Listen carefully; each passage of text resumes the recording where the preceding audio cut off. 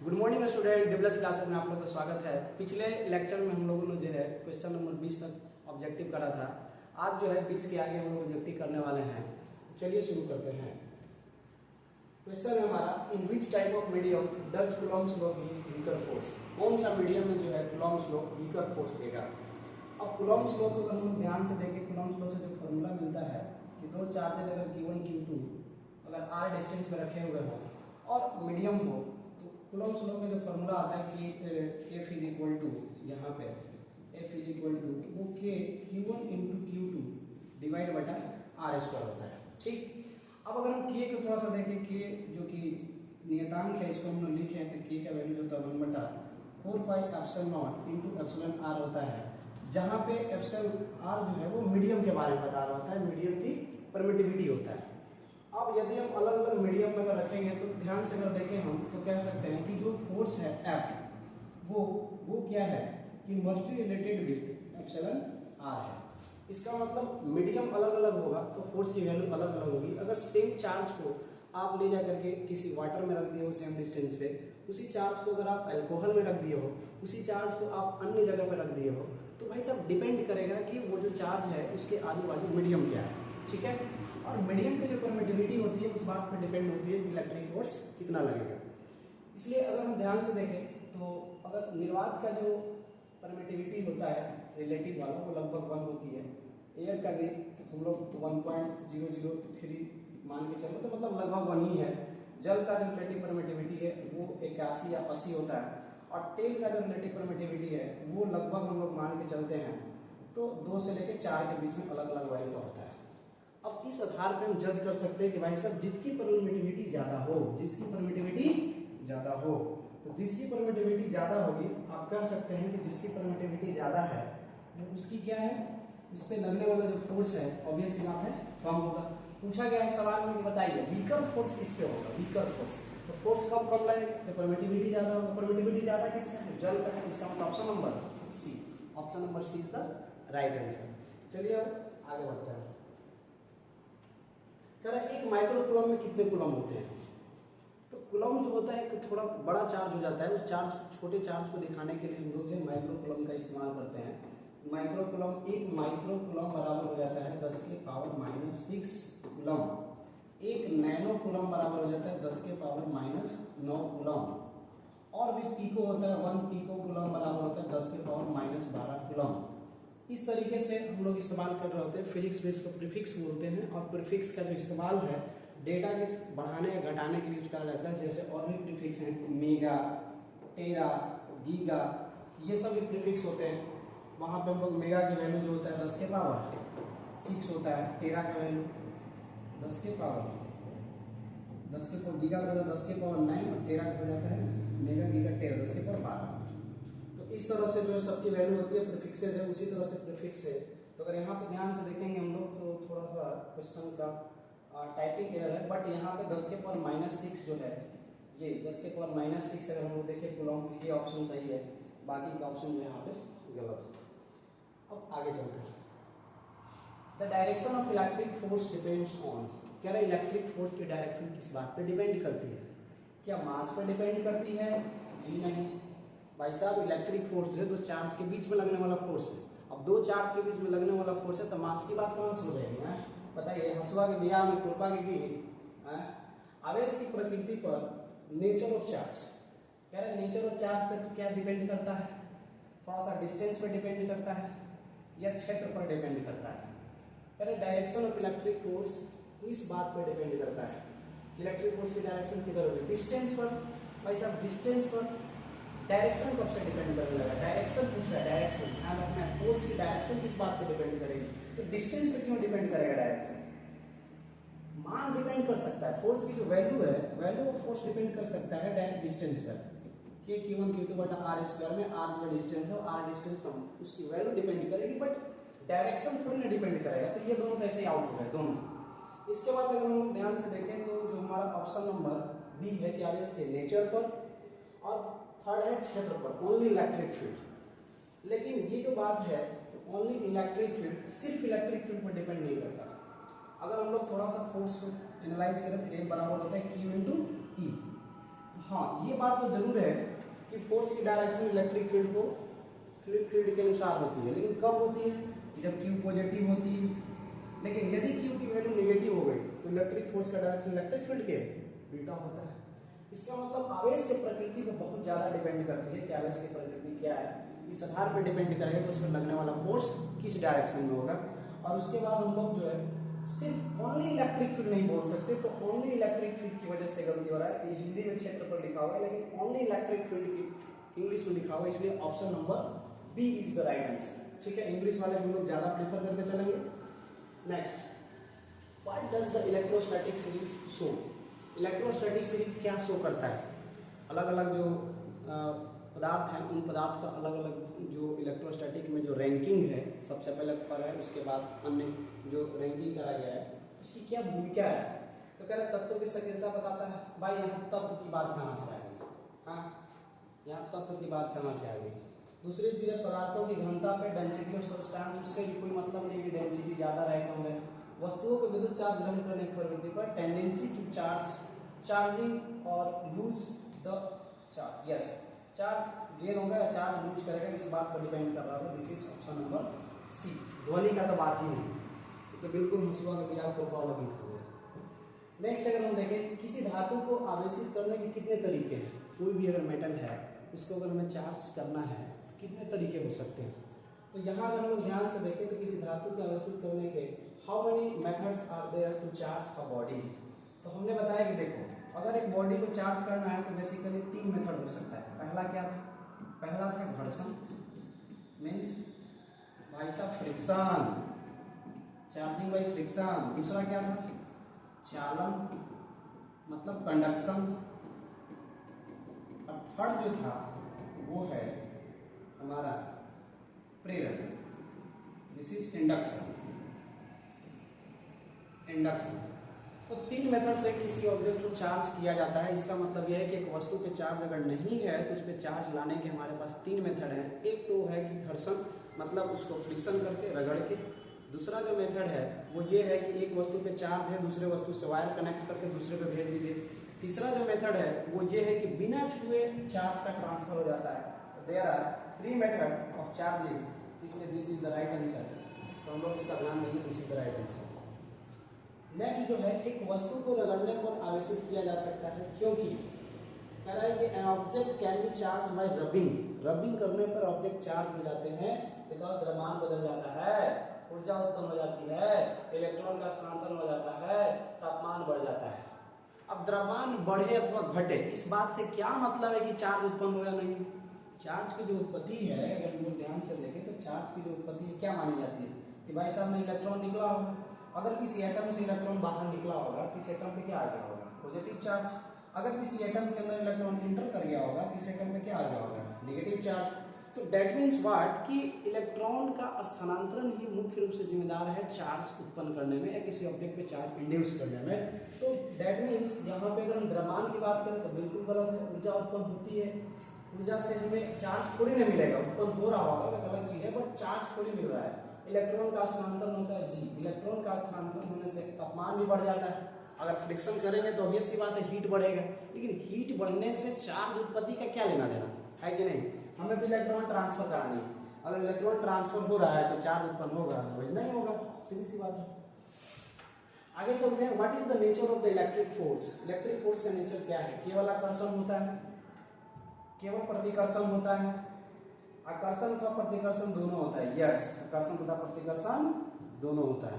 क्योंकि हम लोग जानते हैं कि प्लस प्लस के बीच में या माइनस माइनस के बीच में प्रतिकर्षण होता है और प्लस माइनस के बीच में अट्रैक्शन होता है। इस वजह से यहाँ पे जो है आकर्षण तथा प्रतिकर्षण दोनों हो जाएंगे। ठीक है, नेक्स्ट कह रहा है कि charge object experience electrostatic force due to. एक चार्ज ऑब्जेक्ट जो है इलेक्ट्रोस्टैटिक फोर्स एक्सपीरियंस करेंगे। मान लीजिए कि यहाँ पॉजिटिव चार्ज है, यहाँ नेगेटिव चार्ज है, भाई साहब ये दोनों अट्रैक्ट करेंगे, तो ये दोनों फोर्स क्यों एक दूसरे पर लग रहे हैं?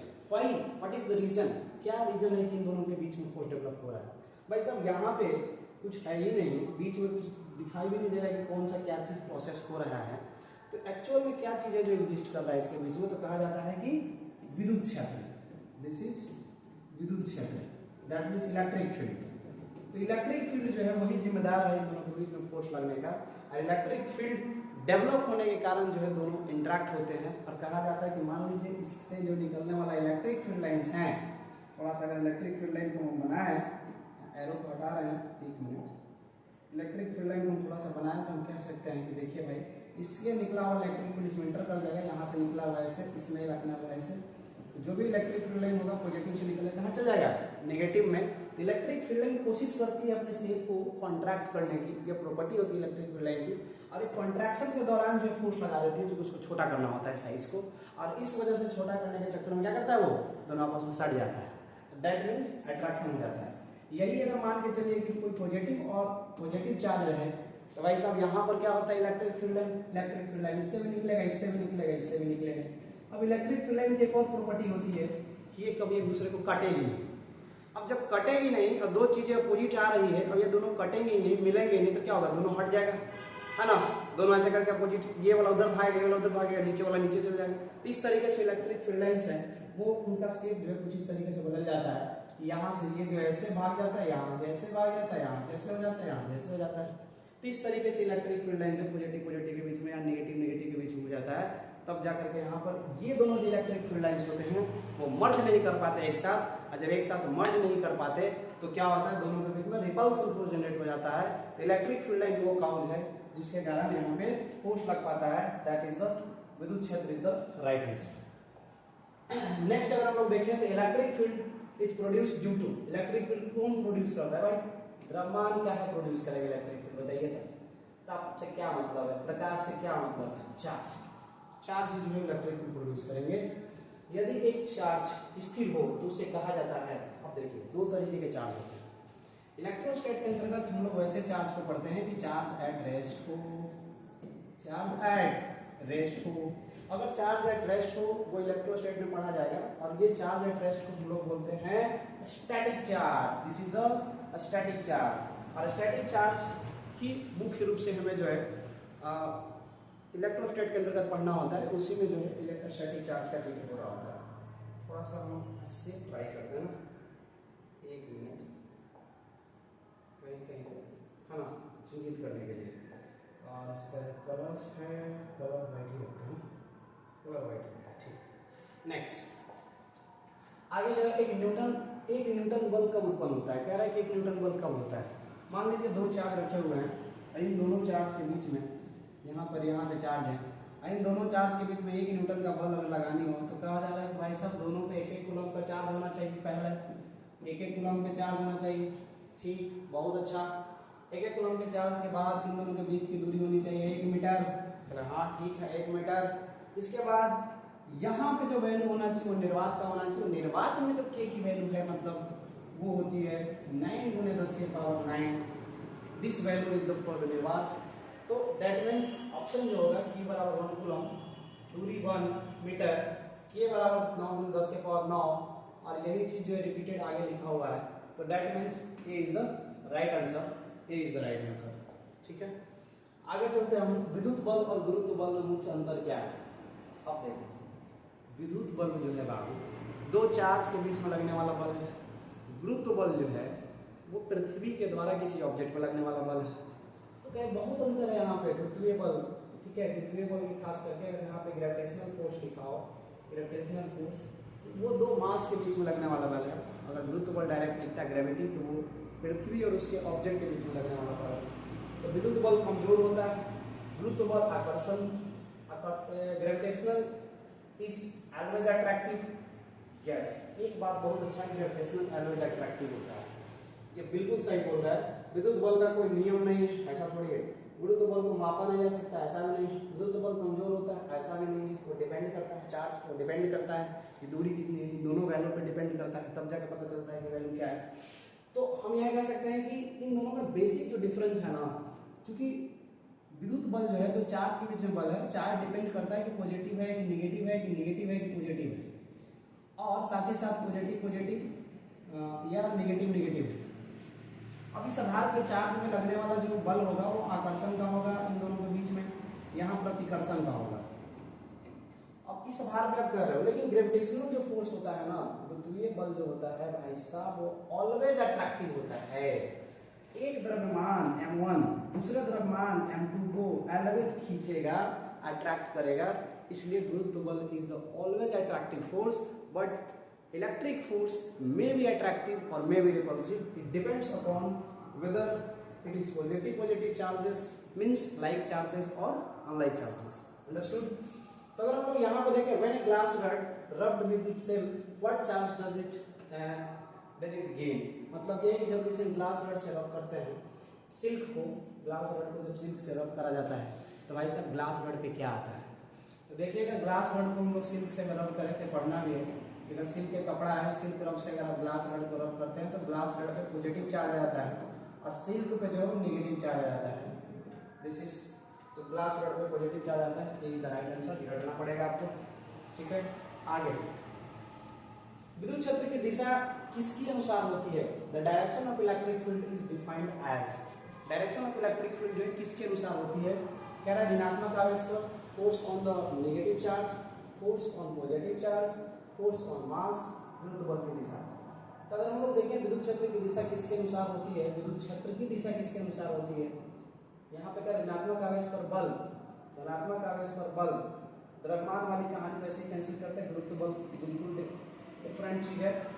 ऋणात्मक आवेश के बल, धनात्मक आवेश के बल, इन दोनों के आधार पर बतानी है कि इलेक्ट्रिक फील्ड के डायरेक्शन किधर होगा। अब थोड़ा समझते हैं, देखिए ये मान लीजिए कि इलेक्ट्रिक फील्ड है। अब इलेक्ट्रिक फील्ड में हम लोग पढ़े कि यहाँ पे अगर हमने कूलम्ब चार्ज रखा तो इस क्यू कूलम्ब चार्ज पे जो फोर्स लगेगा वो डिपेंड करेगा Q इंटू ई जो होता है फॉर्मूला, वो डिपेंड करेगा कि Q की वैल्यू में पॉजिटिव है कि नेगेटिव है। यदि भाई साहब Q की वैल्यू पॉजिटिव है तो वो इलेक्ट्रिक फील्ड के डायरेक्शन में फोर्स होगा, और अगर Q की वैल्यू नेगेटिव है तो force opposite to the electric field होगा। सवाल कर रहा है कि विद्युत क्षेत्र की दिशा आप किससे बताओगे? क्या पॉजिटिव चार्ज पे लगने वाले बल से बताओगे या नेगेटिव चार्ज पे लगने वाले बल से बताओगे? तो हम लोग ज्यादा केस में जो है धनात्मक आवेश पर लगने वाले बल से बताते हैं, और इसके पीछे एक और रीजन देते हैं, डिफिनेशन ही है इलेक्ट्रिक फील्ड का कि अगर मैं किसी यूनिट पॉजिटिव चार्ज को मैं किसी फील्ड में लाके रखूं, यदि मैं किसी पॉजिटिव यूनिट चार्ज को अगर किसी फील्ड में लाके रखूं तो इसको जितना फोर्स एक्सपीरियंस करेगा, this force is known as electric field at that point. तो डिफिनेशन भी पॉजिटिव चार्ज से ही दिया जाता है, इसलिए आप धनात्मक आवेश पर जो बल लग रहा होगा उसी के अनुसार आप इलेक्ट्रिक फील्ड डिफाइन कर पाते हैं, उसी से हम लोग बता पाते हैं कि वहां पे डायरेक्शन किधर होगा। नेक्स्ट जो है, if two like charges attract each other what could be the reason? कह रहा है कि यदि दो लाइक चार्जेस एक दूसरे को अट्रैक्ट कर रहे हो तो रीजन क्या हो सकता है? ये तो नियम के खिलाफ चला गया है ना, ये भाई साहब नियम के खिलाफ चला गया।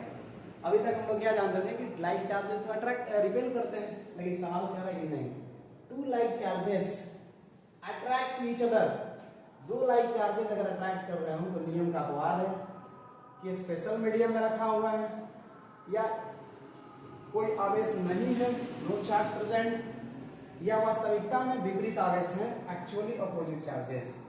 अच्छा एक बात बताइए, अगर यहाँ पे अपोजिट चार्ज रहेगा तो यहाँ लाइक चार्जेस क्यों लिखेगा, है कि नहीं? तो यहाँ लाइक चार्जेस नहीं लिखेगा। थोड़ा सा हम लोग समझते हैं, बहुत बढ़िया फिनोमेना है कि मान लीजिए कि बहुत बड़ा ऑब्जेक्ट, इस बहुत बड़े ऑब्जेक्ट पे बहुत ज्यादा मात्रा में क्या रखा हुआ है, मान लेते हैं पॉजिटिव चार्ज रखा हुआ है, ठीक है, बहुत ज्यादा मात्रा में पॉजिटिव चार्ज है। इसके नजदीक आप एक छोटे सा चार्ज को ला रहे हो, बिल्कुल छोटा सा चार्ज है, और इस पे भी पॉजिटिव चार्ज है, और इस पॉजिटिव चार्ज है तो एक काम होगा, पता है, जैसे आप इस दोनों को एक साथ लाओगे तो ये पॉजिटिव पॉजिटिव के बीच में रिपल्सन हो जाएगा, ठीक है, और इसके जस्ट सामने वाले सरफेस पे कुछ नेगेटिव चार्ज इंड्यूस कर देगा ये। अब यहाँ पे जैसे कुछ नेगेटिव चार्ज यहाँ पे इंड्यूस करेगा और पॉजिटिव दूर हट जाएगा, और इसके जस्ट सामने जो है नेगेटिव चार्ज इंड्यूस करेगा, और इस प्रकार जो है ये जो सिस्टम है इस पॉजिटिव नेगेटिव को इलेक्ट्रिक डाइपोल के थ्रू जो है इसको अट्रैक्ट करने का कोशिश करेगा और इसे पूरी तरह से खींच लेगा। बात समझ रहे हैं? तो ये बहुत ही एक तरह से अच्छा सवाल भी है कि क्या दो पॉजिटिव चार्ज एक दूसरे को अट्रैक्ट कर सकते हैं, या कोई दो नेगेटिव चार्ज क्या दोनों एक दूसरे को अट्रैक्ट कर सकते हैं? जी कर सकते हैं। यदि एक चार्ज बहुत बड़ा हो और दूसरा चार्ज उसकी तुलना में बहुत छोटा हो तो छोटे वाले की कोई वैल्यू नहीं रह जाती है। बात समझ रहे हो? एक अमीर बस्ती में बहुत बड़ा अगर वहाँ पे कोई नामी गिरामी लोग हों तो वहाँ पे जो छोटे लोग होते हैं उनकी क्या ही स्थिति रह जाती है, कुछ नहीं रह पाता है। कह दिए बाबू फलना के ऐसे करना है तो करना है, यस तो यस, नो तो नो, बस वही हाल है। उसके इन्फ्लुएंस में आ जाते हैं, तो इन्फ्लुएंस जैसे राजा के इन्फ्लुएंस में प्रजा आते हैं, वैसे ही बहुत ज़्यादा बड़ा चार्ज होने की वजह से जो छोटा चार्ज है इससे कोई औकात नहीं रह जाती है, अरे बेचारा इससे अट्रैक्ट हो जाता है। अब थोड़ा ऑप्शन पे आते हैं, पहला करें नियम का अपवाद है, दूसरा करें माध्यम विशेष है, ऐसा कुछ नहीं है, माध्यम विशेष विशेष नहीं होता, ये नहीं होता, कोई आवेश नहीं है, नो चार्ज प्रेजेंट। अगर चार्ज प्रेजेंट ही नहीं होगा तो पहली बात की फोर्स लगेगा ही नहीं, बात समझ में आई। इलेक्ट्रोस्टैटिक फोर्स तभी पॉसिबल है F बराबर Q1 Q2, भाई जब तक चार्ज हो सिस्टम पे, जब तक सिस्टम पे चार्ज नहीं रहेगा तब तक ले फॉर्मूला में Q0 होगा तो नेट फोर्स लगेगा ही नहीं ना, जीरो हो जाएगा। तो पहली बात यह है कि ये तो एकदम बिल्कुल दिमाग से निकाल देना है कि चार्ज, ऐसा नहीं कि चार्ज नहीं है तो कोई आवेश नहीं है, ये भी बिल्कुल गलत आंसर है। अगर वास्तविकता में विपरीत आवेश है, वास्तविकता में वे विपरीत आवेश हैं, तो कहा जा रहा है कि ठीक है दोनों पॉजिटिव चार्ज हैं, लेकिन जहां तक इसका आंसर का सवाल है तो ये नियम का अपवाद है, this is the exception of the law, इसको आप एक्सेप्शन की तरह देख सकते हैं, ठीक है। ऐसा नहीं है कि उस पर आवेश विपरीत प्रकृति के दिए हैं, आवेश को पहले से ही बोल दिया गया कि समान आवेश है, अब वो इंड्यूस होकर के उसका सरफेस अलग तरीके से बिहेव कर रहा है तो वो डाइपोल का फॉर्मेशन कर रहा है, बट इसका जो आंसर होना चाहिए दिस इज नियम का exception, this is the exception of the law, exception का विरुद्ध है, मतलब लॉ के विरुद्ध है। नेक्स्ट सवाल हम लोग देखेंगे, electric force follows which law, electric force कौन सा रूल को फॉलो करता है, ऑब्वियस सी बात है कूलॉम्स लॉ को, न्यूटन का प्रथम नियम, अरे भाई न्यूटन का प्रथम नियम वहां पर कहाँ फोर्स से संबंधित वो लॉ है गति से, ओम का नियम, ओम्स लॉ कहाँ, V बराबर I R, वो बिल्कुल अलग है। फैराडे का नियम, फैराडे का नियम जो है आपका विद्युत जनरेटर के लिए हम लोग देते हैं ताकि इलेक्ट्रिक इंडक्शन से जो इलेक्ट्रिसिटी जनरेट होती है वो इलेक्ट्रिसिटी जनरेट होकर उसकी जो वैल्यू आती है E बराबर -dϕ/dt, वो कितना आता है। नेक्स्ट अगर हम लोग देखें तो निम्न में से कौन आवेश का प्रकार नहीं है, ये थोड़ा सा नहीं दिखाई दे रहा होगा, थोड़ा पीपीटी में गड़बड़ी हो गया है, मैं पढ़ देता हूँ, निम्न में से कौन आवेश का प्रकार नहीं है, which of the following is not a type of charge, धनात्मक, ऋणात्मक, न्यूट्रॉन और न्यूट्रल। अब यहाँ ध्यान से देखेंगे तो देखिए पॉजिटिव चार्ज होता है, नेगेटिव चार्ज भी आपने पढ़ा है, अब दोनों में से कोई नहीं है तो न्यूट्रल भी आप जानते हैं कि जिसका कुछ नहीं है न्यूट्रल है। Neutron is the not the charge, neutron is the particle, so यहाँ पे चार्ज नहीं बोल सकते हम इसके ऑप्शन नंबर सी होगा इसका, उसको चार्ज नहीं बोल सकते। अगला अगर हम देखें what is the unit of electric force, भाई साहब क्या ही है, इलेक्ट्रिक फोर्स का यूनिट न्यूटन होगा, दुनिया के किसी प्रकार के फोर्स हो उसका यूनिट क्या होगा, न्यूटन होगा। अगला, when two charges are parallel placed in a medium, force decreases because, ठीक है, correct, when two charges are placed in a medium force decreases because, force किस प्रकार से घटता है, फोर्स घटने का क्या कारण है अगर हम लोग देखें तो पहला माध्यम का प्रतिरोध, रेजिस्टेंस ऑफ मीडियम, माध्यम की पारगम्यता, परमिटिविटी ऑफ मीडियम, चार्ज कम हो जाना, चार्ज रिड्यूसेस, दूरी बढ़ जाना, distance reduces. When two charges are placed in a medium, force decreases because, force की वैल्यू घट जाती है। अब एक बात बताएंगे, चार्ज का वैल्यू घटेगा तो फोर्स का वैल्यू घटेगा, नो डाउट, बिल्कुल सही दिया है। अगला क्या है, दूरी बढ़ जाती है, एक माध्यम में रखा जाए तो बल घट जाता है, एक ही माध्यम अगर हम लोग रखेंगे तो माध्यम का पारगम्यता तो यहाँ डिपेंड नहीं करेगा क्योंकि माध्यम हम बदल नहीं रहे हैं। दूसरा अगर माध्यम का प्रतिरोध तो ये भी नहीं, लेकिन अगर हम चार्ज घटा देंगे तो ऑब्वियस सी बात है फोर्स रिड्यूस हो जाएगा, चार्ज रिड्यूस करेंगे तो दूरी बढ़ जाएगा, डिस्टेंस इंक्रीज करेंगे तो भी फोर्स बढ़ जाएगा। भाई साहब इसका आंसर सी और डी दोनों होगा कि दोनों चार्ज को हम चार्ज ही घटा रहे हैं, और जैसे ही चार्ज घटाएंगे तो ऑब्वियस सी बात है कि फोर्स क्या हो जाएगा, घट जाएगा, है ना। Q1 × Q2 में K1 Q2 अगर घटेगा तो फोर्स घटेगा, हाँ अगर दूरी बढ़ा देंगे तो भी फोर्स घटेगा, क्योंकि डिस्टेंस ज़्यादा हो रहा है, तार स्क्वायर के प्रोपोर्शनल है। अब अगर पारगम्यता को अगर बदल दोगे तो वो बदल जाएगा, बट यहाँ पे एक ही माध्यम में रखने की बात हो रही है तो पारगम्यता को नहीं बदलो, ठीक है, परमिटिविटी जितना है उतना ही रहने दो। माध्यम का जो प्रतिरोध है, रेजिस्टेंस ऑफ मीडियम की बात है तो उससे कोई फर्क नहीं पड़ता, रेजिस्टेंस नाम का चीज़ यहाँ एग्जिस्ट भी नहीं करता इलेक्ट्रोस्टैट में, तो ऑब्वियस सी बात है कि यहाँ परमिटिविटी का चर्चा होगा, तो डेट मीन्स यहाँ पे सी और डी दोनों होना चाहिए आंसर। आगे चलते हैं, नेक्स्ट क्या है, the force between two charge charges depends on, दो चार्जेस के बीच में फोर्स किस प्रकार से डिपेंड करता है। तो दो चार्जेस के बीच में जैसे केवल दूरी पर, केवल चार्ज पर, दूरी और चार्ज दोनों पर, भाई साहब आपने पढ़ा है दोनों पर डिपेंड करता है। कूलॉम्स लॉ के अकॉर्डिंग फोर्स जो है डायरेक्टली प्रोपोर्शनल होता है the product of charges and inversely proportional to the square of the distance between the charges. So force depend on both the factors charge as well as the value of distance between the charges. Okay. विद्युत क्षेत्र का मात्रक है the unit of electric field is, electric field का जो unit होता है, थोड़ा सा हम अगर इलेक्ट्रिक फील्ड को लिखें तो E बराबर जो है वो electric force divide by charge. तो यहाँ से न्यूटन पर कूलम में यूनिट होता है, इसमें से न्यूटन कूलम है क्या है। इसका और भी यूनिट लिखा जा सकता है, वोल्ट के अकॉर्डिंग भी हम लोग लिखते हैं इसको, ठीक है, तो वो भी यूनिट होता है। जब वस्तु पे चार्ज दिया जाता है, when a body charge what happens to its mass. ये बहुत अच्छा सवाल है, क्योंकि मैं ऑब्जेक्ट पे अगर क्या करूं, अगर मैं ऑब्जेक्ट पे चार्ज दूं, चार्ज देने का मतलब होता है इलेक्ट्रॉन ट्रांसफर, इलेक्ट्रॉन को इसमें ऐड करना या इलेक्ट्रॉन के यहाँ से लूज करना। अब दो केस है, अगर तुमने इसमें इलेक्ट्रॉन ऐड करा तो भाई साहब मास बढ़ेगी कि घटेगी, ऑब्वियसली बात है बढ़ेगी। किसी सिस्टम में अगर ऊपर से हम डाल रहे हैं, कोई चीज बढ़ा रहे हैं तो मास तो बढ़ेगी, और यहाँ से इलेक्ट्रॉन निकाल रहे हैं, उसमें से हम बाहर निकाल रहे हैं तो मास क्या होगी, घटेगी, नो डाउट। तो यहाँ मास बढ़ रही है, यहाँ मास घट रही है, तो डेट मीन्स अगर नेगेटिव चार्ज सिस्टम पे है तो मास बढ़ जाएगा, और अगर सिस्टम पे पॉजिटिव चार्ज है तो मास डिक्रीज कर जाएगा। उस आधार पे what happens to body charge, बोला when a body is charged what happens to its mass. तो मास क्या होता है, घटता है, मास बढ़ता है, अपरिवर्तित रहता है, नष्ट हो जाता है। बिल्कुल गलत, बिल्कुल गलत, ठीक है। दूसरा क्या, अपरिवर्तित रहता है, भाई थोड़ा सा तो स्लाइटली चेंज होता ही। अगर यहाँ पर दो वस्तुओं के बीच का मास का चर्चा होता तो बोल सकते थे कि पुनः दोनों वस्तु का जो सिस्टम मानते तो हम बताते कि इस पे बढ़ा, इस पे घटा, तो रिजल्टेंट क्या रहा, सेम रहा। लेकिन वो जो है वस्तु को चार्ज किया जाता है तो यहाँ पे ऐसे नहीं दिया हुआ है तो हम बता नहीं सकते। तो यहाँ पर आंसर दोनों सही है, इसका ए और B both are the correct, कि उसका मास घट भी सकता है, उसका मास बढ़ भी सकता है, ये डिपेंड करेगा कि चार्ज का ट्रांसफर कैसे हुआ है, ठीक है।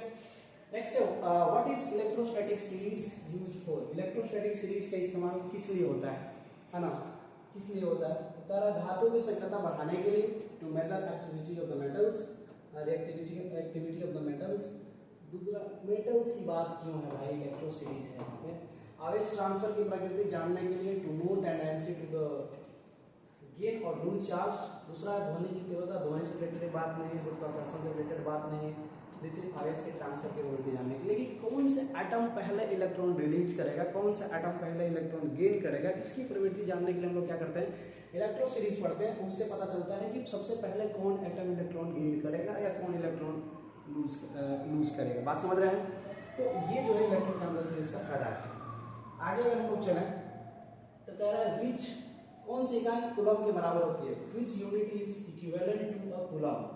कौन सा जो यूनिट है कूलम की इक्विवेलेंट है, एम्पियर इनटू सेकंड। ऑब्वियस सी बात हम लोग जानते हैं भाई, करंट जो होता है I बराबर Q डिवाइड बटा T, तो Q बराबर होता है I into T, I into T, I मतलब एम्पियर, T मतलब समय, तो पहला जो ऑप्शन है बिल्कुल करेक्ट है, this is ampere coulomb into T, ठीक है।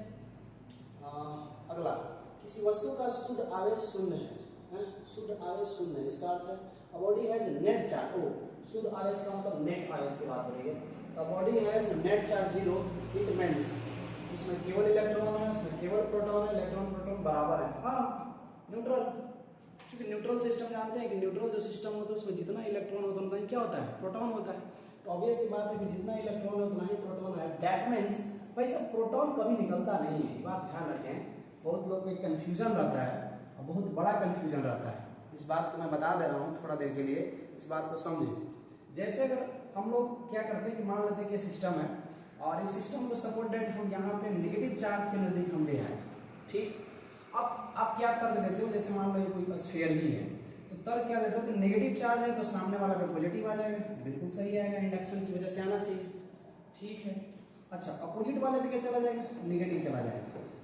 लोग तर्क क्या देते हैं वो मैं बता रहा हूँ। तर्क ये देते हैं कि भाई साहब देखिए, क्योंकि नेगेटिव चार्ज है तो इस पर इलेक्ट्रॉन है, तो इलेक्ट्रॉन है तो इलेक्ट्रॉन इलेक्ट्रॉन में रिपल्सन होगा, रिपल्सन होगा तो इलेक्ट्रॉन इलेक्ट्रॉन दूर भाग जाएगा। पॉजिटिव चार्ज है इसका मतलब प्रोटॉन है, प्रोटॉन कहाँ जाएगा, नजदीक आ जाएगा, क्योंकि इस पर पॉजिटिव चार्ज। ये बिल्कुल गलत तर्क, दिस इज रॉन्गली डिस्क्राइब्ड तर्क, है ना, ये बिल्कुल गलत तर्क है, फेल्यूर का तर्क है कि इस पे पॉजिटिव चार्ज है और इस पे नेगेटिव इसलिए आगे खींच लिया क्योंकि ये प्रोटॉन है। एक बात बताइए, प्रोटॉन कभी निकलता है, न्यूक्लियस से बाहर आएगा? प्रोटॉन कहाँ बैठा हुआ है, एटम के अंदर, न्यूक्लियस के अंदर बैठा हुआ है ना। तब प्रोटॉन अगर हम कह रहे हैं कि प्रत्येक जो एटम्स हैं, जितने भी एटम्स हैं किसी भी सब्सटेंस के, उसके अंदर प्रोटॉन बैठा हुआ है सेंटर पे, और उसी के साथ न्यूट्रॉन भी है जो कि न्यूट्रल पार्टिकल है। अब प्रोटॉन न्यूट्रॉन के बीच में इतना सिंपल बॉन्ड थोड़ी होता है भाई, सब न्यूक्लियर बॉन्ड होता है उसके बीच में, और न्यूक्लियर बॉन्ड को तोड़ना इतना आसान थोड़ी है कि आप तोड़ दोगे इस तरह से सिंपल। अब कहोगे कि प्रोटॉन बाहर निकल के आ गया, हाँ, प्रोटॉन इतना आसानी से बाहर नहीं आता है, इतना आसान नहीं है प्रोटॉन को बाहर निकालना, ठीक है। उसके लिए इलेक्ट्रिक वहाँ पे फ्यूजन कराना पड़ जाता है, और फ्यूजन के थ्रू इलेक्ट्रॉन टूटता है तब जाकर के बाहर निकल रहा होता है। बात समझे? ऐसे नहीं है न्यूक्लियर फ्यूजन जिसको बोलते हैं, एटम जिस पर काम करता है। इसलिए ये कभी ना बोले कि प्रोटॉन आगे आ गया होगा क्योंकि प्रोटॉन इधर ट्रांसफर हो गया होगा, इलेक्ट्रॉन उधर दूर भाग गया होगा, बिल्कुल गलत तर्क है, इट इज वेरी रॉन्ग तर्क, ठीक है। इसको आप दिमाग में डाल लें, इलेक्ट्रॉन और प्रोटॉन दोनों होते हैं और इस तरह से डिस्क्राइब करते हैं तो बिल्कुल गलत आप करते हैं, इस तरह से हमें डिस्क्राइब नहीं करनी है, ठीक है। अब अगर इस तरह से नहीं करनी तो कैसे करनी है मैं बताऊंगा, ठीक है, हम बढ़िया से एक्सप्लेन करेंगे कि कैसे करते हैं डिस्क्राइब, ठीक है। इसको अभी मैं छोड़ता हूँ, आगे बढ़ता हूँ। कूलॉम बॉल और गुरुत्वाकर्षण बल दोनों में क्या समानता है? What is the combination between the Coulomb force and gravitational force? कह रहा दो प्रतिकर्षण होते हैं, दोनों बल दूरी के वर्ग के बराबरी होते हैं, दोनों बल समान माध्यम में कार्य करते हैं, दोनों में चार्ज होता है। चार्ज कहाँ से हो जाएगा भाई? दोनों में, दोनों बल समान माध्यम में कार्य करते हैं, both acts in the same medium, both acts in the same medium, ठीक है। दोनों बल दूरी के वर्ग के बराबरी होता है, ये आपका सही है, ये भी गलत है, मैं बता रहा हूँ। दोनों प्रतिकर्षण होते हैं, बिल्कुल ये भी गलत है। तो ध्यान से अगर हम लोग देखें तो कूलॉम बल और ग्रेविटेशनल बल में क्या अंतर है, थोड़ा सा मैं स्पष्ट कराता हूँ। ग्रेविटेशनल बल में कहा जाता है, मान लीजिए दो मास m1 और m2 कुछ दूरी पे फिक्स है, इन दोनों के बीच लगने वाला अट्रैक्टिव फोर्स, तो पहला चीज कूलॉम बल ऑलवेज अट्रैक्टिव फोर्स लगाता है, सॉरी ग्रेविटेशनल फोर्स जो है ऑलवेज अट्रैक्टिव फोर्स होता है। तो अट्रैक्टिव फोर्स जो होगा F बराबर capital G into m1 m2 divide बटा r स्क्वायर होता है। ये m1 m2 के मल्टीप्लाई पर डिपेंड करे भाई साहब, यहाँ कहीं मीडियम नहीं लिखा हुआ है, इस बात को दिमाग में डालने के बीच के मीडियम पर ग्रेविटेशनल फोर्स डिपेंडिंग नहीं करता। ग्रेविटेशनल फोर्स एक दूसरे तरीके का फोर्स है और बीच में कुछ भी आ जाए उससे कोई फर्क नहीं पड़ेगा। अगर हम लोग यहाँ हैं, सपोज दैट अर्थ की कोई पार्टिकल को हम ले लें और कोई मून की पार्टिकल को अगर हम ले लें और उन दोनों के बीच भी अगर हम ग्रेविटेशनल फोर्स निकालें तो हम यहाँ पे एज्यूम नहीं कर सकते कि बीच में बहुत सारे पहाड़ पर्वत ये आ रहे हैं, वो मीडियम आ रहे हैं, वो मीडियम आ रहे हैं, तो उसको कंसीडर कर ले, जी नहीं। सेम फोर्स अगर हवा में जितना दूरी पर लग रहा है उस पार्टिकल को अगर पानी में रखा जाएगा सेम फोर्स उतना ही लगेगा, ऐसा कहा जाता है आपका ग्रेविटेशनल फोर्स। इसलिए gravitational force does not depend on the medium, medium पे डिपेंड नहीं करता। पहला चीज पूरा करें, बोथ आर रिपल्सिव, जी नहीं। ग्रेविटेशनल फोर्स अट्रैक्टिव होता है तो वैसे ही गलत हो गया। अच्छा हाँ, सेकंड वाला जो रूल है कि F is inversely proportional to r square, ये दोनों फॉलो कर रहे हैं। क्योंकि ये ग्रेविटेशनल फोर्स भी फॉलो कर रहे हैं, ये हमारा इलेक्ट्रिक फोर्स भी फॉलो कर रहे हैं, ये मैग्नेटिक फोर्स भी फॉलो करता है। अगर मैग्नेटिक फोर्स लिखना हो, ठीक है, तो वहां पर जो लोग मैग्नेटिक फोर्स लिखते हैं, दो मैग्नेटिक पोल्स के बीच में mu naught into m1 m2 divide बटा r स्क्वायर, तो ये जो हम लोग लिख रहे होते हैं यहाँ भी वही चीज लिख रहे होते हैं, वहां भी फोर्स हम लोग लिखते हैं। तो दिस इज मैग्नेटिक फोर्स को रिप्रेजेंट करता है, r स्क्वायर डिस्टेंस को रिप्रेजेंट कर रहा होता है मैग्नेटिक में, तो वहां भी मैग्नेटिक फोर्स 1 बटा r स्क्वायर के डायरेक्टली प्रोपोर्शनल हो रहा होता है। तो सेम चीजें सभी जगह अप्लाई है, तो ये बिल्कुल सही है। तो आगे चलते हैं 49। यार कौन सा पदार्थ विद्युत प्रवाह को चालन नहीं करता? कुछ substance does not conduct the electricity, कौन इलेक्ट्रिसिटी कंडक्ट नहीं करता है? अब यहाँ पे हम ध्यान देते इलेक्ट्रिसिटी कंडक्ट कौन नहीं करेगा? रबर, चूंकि इंसुलेटर है ना, इंसुलेटर है, तो इंसुलेटर जो होते हैं वो इलेक्ट्रिसिटी कंडक्ट नहीं करते हैं। इसी इंसुलेटर को हम लोग, इंसुलेटर का एक टाइप इलेक्ट्रोस्टैटिक में पढ़ते हैं, ठीक है, उसको हम लोग बोलते हैं डाइइलेक्ट्रिक। डाइइलेक्ट्रिक ये इंसुलेटर का एक टाइप है। सभी डाइइलेक्ट्रिक नहीं हो सकते, बट मैक्सिमम जो इंसुलेटर है वो डाइइलेक्ट्रिक के जैसा बिहेव करते हैं। उसके कुछ गुण हैं डाइइलेक्ट्रिक वाले, उसमें पोलराइजेशन की प्रॉपर्टी है, डाइपोल मोमेंट बनाने की पॉसिबिलिटी है जिसकी वजह से पार्टिकल्स जो है अलग तरीके से बिहेव कर रहे होते हैं, बट वो इंसुलेटर होता है। डाइइलेक्ट्रिक जो होते हैं इंसुलेटर होते हैं, इसके बारे में हम लोग पढ़े हैं, खास करके कैपेसिटर में। कैपेसिटर के बीच में जब डाइइलेक्ट्रिक हम लोग डालते हैं तो कैपेसिटेंस की वैल्यू पे क्या इफेक्ट पड़ता है, इसके पोटेंशियल पे क्या इफेक्ट पड़ता है, इनके बीच जो इलेक्ट्रिक फील्ड एस्टेब्लिश है उस पर क्या इफेक्ट पड़ता है, तो उन सारी चीज़ों के बारे में हमने स्टडी करा है। ठीक है, और 1 बाय 1 जो है जैसे ही सवाल आएगा तो वो चीज़ मैं बताते चलूँगा। ठीक है, वो चीज़ मैं बताते चलूँगा। आगे चलते हैं।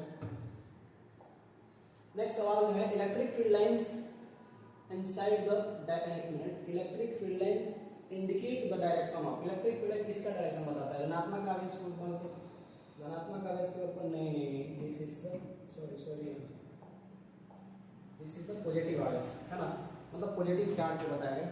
आगे चलते सवाल हमने कर रखा है पहले। If a medium has higher permittivity then the force will be. Medium का अगर परमिटिविटी ज्यादा है तो फोर्स क्या होगा? फोर्स ज्यादा होगा, फोर्स कम होगा।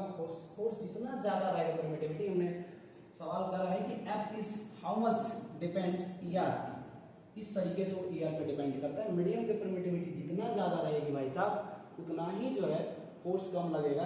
तो दैट मीन्स कि कह रहा है कि force will be higher permittivity ज्यादा है तो फोर्स कम होगा।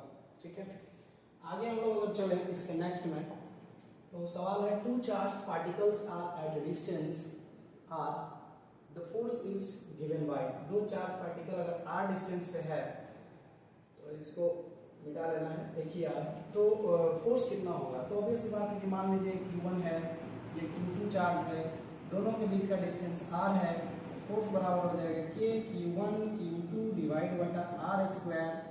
दिस इज द फॉर्मूला, यहाँ पर देख लीजिए बराबर K Q1 Q2 बटा r square. First is answer, बाकी सब गलत हैं। तो यहाँ पे हमने जो है लास्ट सवाल जो 50 सवाल हम लोगों ने कर लिया है। तो आई होप इलेक्ट्रिक फील्ड तथा इलेक्ट्रिक चार्ज से रिलेटेड आपने जो है कुछ कॉन्सेप्ट सीखा हो। साथ ही साथ जो है कूलॉम्स लॉ से हम लोगों ने सवाल करा इस चैप्टर में, और हम ये उम्मीद करते हैं कि आपको कूलॉम्स लॉ, इलेक्ट्रिक फोर्स और साथ ही साथ इलेक्ट्रिक फील्ड के बारे में थोड़ा बहुत ऑब्जेक्टिव जो है आपको समझ हो गया होगा। और जो स्टैंडर्ड सवाल होंगे, अभी मैंने बेसिक सवाल कराया है 50, मैं जो स्टैंडर्ड सवाल होगा अगले लेक्चर्स में मैं जो स्टैंडर्ड सवाल खास करके जो बोर्ड लेवल्स में आते हैं आपके जो सवाल, और वो सवाल कराने का मैं आप आगे से तैयार करूँगा ताकि वो सवाल आप लोग करें, और वो बिल्कुल एकदम 1 बाय 1 रहेगा, वो एकदम डिटो। आपको ऐसा लगेगा कि अगर सारा सवाल अगर कर लिया जाए तो एकदम बिल्कुल एकदम ईजी हो जाएगा आपके लिए, और वो 1 बाय 1 करना भी है ताकि आपका जितना भी बेस है वो कंप्लीट हो जाए और जल्द से जल्द जो है बढ़िया से एग्जाम की प्रिपरेशन कर सकें। ठीक है, तो चलिए आज के लिए इतना ही, फिर मिलते हैं हम लोग अगले वीडियो में। तब तक के लिए धन्यवाद।